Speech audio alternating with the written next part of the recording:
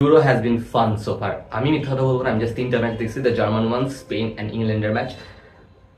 Talking about German match, ভাই this German team is very good, is very good. আমি আগে বলছি যে my pick will be German, এবার আমি প্রেডিক্ট করতেছি জার্মান কাপ নিবে। And let's break down why this German team is very good. একটা টিমের 11টা প্লেয়ারই বল পায় ভালো টিমে। নর্মালি কি হয়, একটা ফুটবল টিমের let's say গোলকিপার বা ফরওয়ার্ড বা একটা full back maybe there might be a weak link, ঠিক আছে, যে বল পায় ভালো না।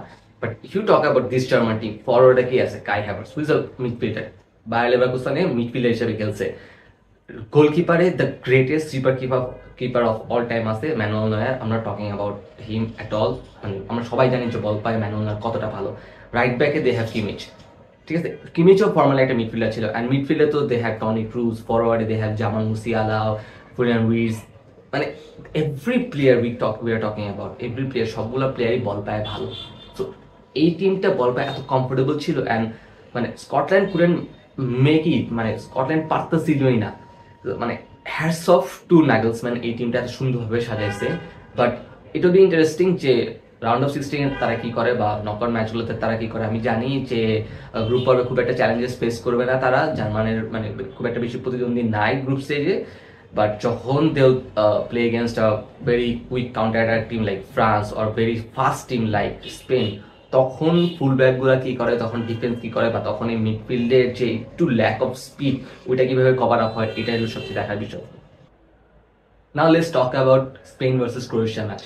মানে you must feel sorry for Croatia, you must feel sorry for all the player, Luka Modric, Gvardiol. I know Luka Modric, Gvardiol, they had a bad compared to মানে তাদের যে stature ওই অনুযায়ী they had a bad match, but Scotland doesn't respect how they play. মানে Croatia actually খুবই ভালো খেলছে। মানে when you see a 3-0 মানে একটা টিম খুব বাজে খেলছে, এই জিনিসটা আমাদের মাথায় আসে। But Croatia actually they played very good football. Spain also played very good football. It was a very entertaining match, but Croatia end productটা খুবই খারাপ।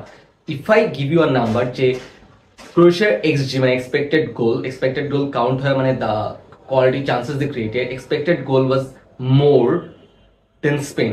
But Croatia expected goal, if I'm not wrong, 2.3 something ছিল, and they scored 0. মানে কি তাদের more than 2 goal score করার কথা ছিল and they scored 0. and Spain is something 2.01 এরকম একটা কিছু ছিল and they scored 3. এইখানেই মানে একটা ফুটবলে is very important you score, that's why the forward বা নাম্বার 9 বা উইঙ্গার্স বা গোল স্কোরিং প্লেয়ারদের ভ্যালু এত বেশি ফুটবলে। moving on to England match. Dear Southgate, get some help, please stop it. ইংল্যান্ডের যে 10টা প্লেয়ার আছে, 11টা প্লেয়ার আছে, ইফ ইউ এক্সক্লুড গোলকিপার, যে 10টা প্লেয়ার আছে, 10টা প্লেয়ারই ক্লাব ফুটবলে একটা পজিশন বেস ফুটবল খেলে। টোটালটা একটা পজিশন বেস ফুটবল খেলে। If you talk about Jude Bellingham একটু কাউন্টারিং খেলে, but everyone is comfortable with the ball, everyone wants the ball. And Southgate second হাফে যে বাজেভাবে ডমিনেটেড হয়েছে, ইজ ক্রিমিনাল।